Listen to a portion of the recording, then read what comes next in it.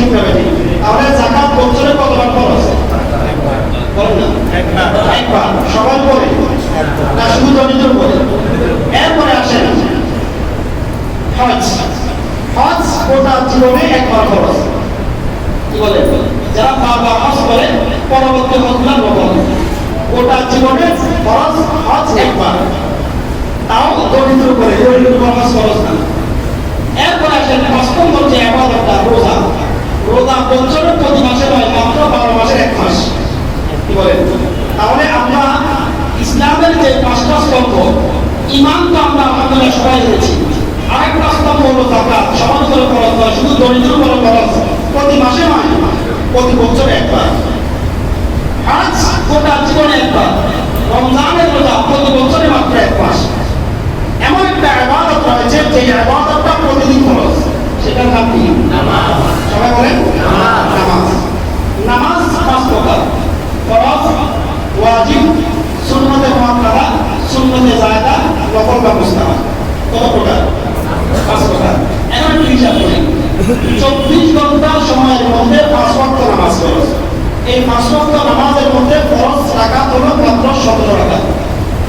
বলেন ফরজ কত রাকাত? ১৭ রাকাত। ২৪ ঘন্টায় ৫ ওয়াক্ত নামাজ। ৫ ওয়াক্ত নামাজের মধ্যে কত রাকাত ফরজ? ১৭ রাকাত ফরজ। ৩ রাকাত ওয়াজিব, ভিতরের নামাজ। ১২ রাকাত সুন্নতে মুআক্কাদা।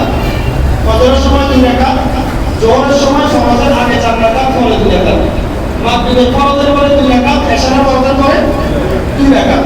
এই মোট ১২ রাকাত সুন্নতে মুআক্কাদা। সুন্নতে জায়েদা ৮ রাকাত। আসরের ফরজের আগে ৪ রাকাত, এশারের নামাজের ফরজের আগে ৪ রাকাত। এই ৮ রাকাত হলো সুন্নতে জায়েদা। তাহলে ফরজ কয় রাকাত পাইলাম? ওয়াজিব, সুন্নতে মুআক্কাদা, সুন্নতে জায়েদা কয় রাকাত হলো? ৪০ রাকাত। ১৭ রাকাত ফরজ, ৩ রাকাত ওয়াজিব।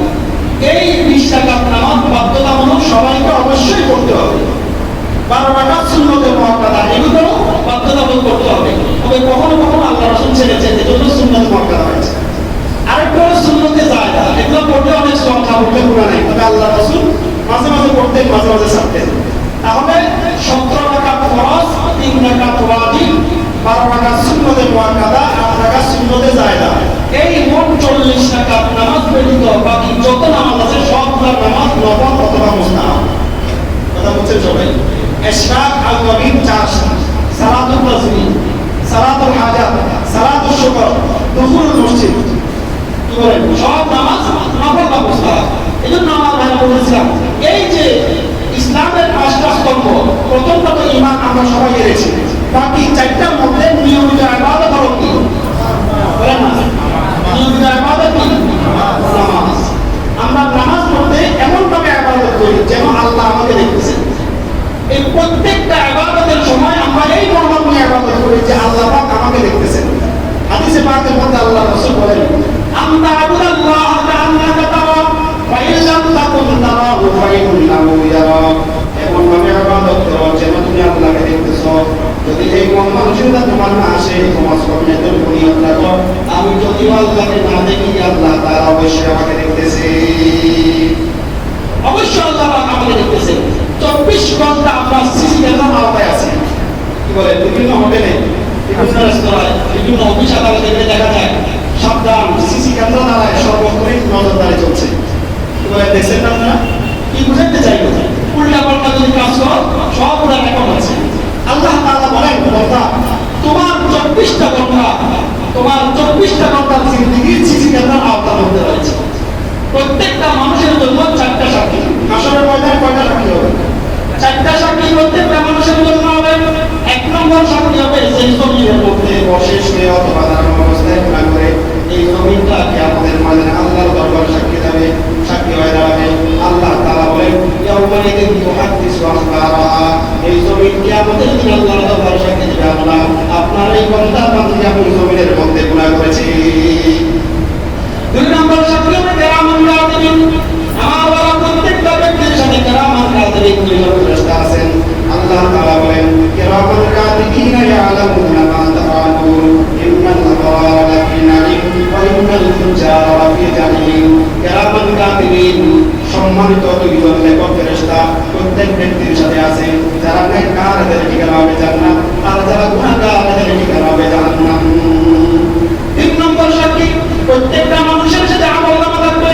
কিয়ামতের কঠিন মুসিবতের দিনে আল্লাহ সুবহানাহু ওয়া তাআলা যখন বান্দাকে আমলনামা দিবেন, বান্দা আমলনামার দিকে তাকিয়ে বলবে, মা বিহাদাল কিতাব লা ইউগাদিরু সগীরাতান ওয়ালা কাবীরাতান ইল্লা আহসাহা। এটা কত আশ্চর্য আমলনামা! ছোট থেকে ছোট, বড় থেকে বড়, বড় গুনাহ তো ছাড়া হয় নাই, সব দায়িত্ব লাগাই গেছে। আল্লাহর দরবারে কিভাবে জবাব দিবেন? আল্লাহ তাআলা এই 3টা সাক্ষী যখন বান্দার জন্য কায়েম করবেন, বান্দা বলবেন, আল্লাহ আমি জমিনের সাক্ষী মানি না, আমি কেরামান কাতিবিনের সাক্ষী মানি না, আমি আমলনামা মানি না। আল্লাহ তাআলা বললেন, নাফরমান বল তুই কার সাক্ষী মানস? তখন বান্দা চিন্তা করবেন, দুনিয়ার মধ্যে চুরি করেছিলাম হাতে তৃপ্তি পাওয়ার জন্য, অন্যের দিকে তাকাইছিলাম সুখে তৃপ্তি পাওয়ার জন্য, এভাবে সুখ চাইছিলাম পেটকে শান্তি দেওয়ার জন্য। আমার অঙ্গ প্রত্যঙ্গ অবশ্যই আমার বিরুদ্ধে অবস্থান করবে না। আল্লাহ তাআলা বলেন, তখন ওই বান্দা বলবে, আল্লাহ আমার অঙ্গ প্রত্যঙ্গ যদি আমার বিরুদ্ধে অবস্থান করে তাহলে আমি বিশ্বাস করবো। আল্লাহ পাক বলেন, নাফরমান তোর মুখের মধ্যে তালা লাগিয়ে দেওয়া হলো, এখন তোর অঙ্গ প্রত্যঙ্গ তোর বিরুদ্ধে সাক্ষী দিবি। আল্লাহ তাআলা বলেন, আল-ইয়াউমা নাখতিমু আলা আফওয়াহিহিম ওয়া তুকাল্লিমুনা আইদিহিম ওয়া তাশহাদু আরজুলুহুম বিমা কানু ইয়াকসিবুন। কিয়ামতের কঠিন মুসিবতের দিনে জবানের মধ্যে তালা লাগিয়ে দেওয়া হবে, তালা লাগানো হবে, হাত কথা বলবে, কোন কথা বলবে। আমার ভাইরা, বাঁচার কোনো উপায় নাই। কি বলেন? লক্ষ্যে হয়ে যাবেন ছুরি কুসিলাম, দস্তে হয়ে যাবেন ছুরি দস দিলাম, চশমে হয়ে তোর দাম বংশে হারাম, বসে হয়ে যাচ্ছি দাম সমুল কালাম। এভাবে আমার প্রত্যেকটা অঙ্গ প্রত্যঙ্গ আমার বিরুদ্ধে সাক্ষী দেবে।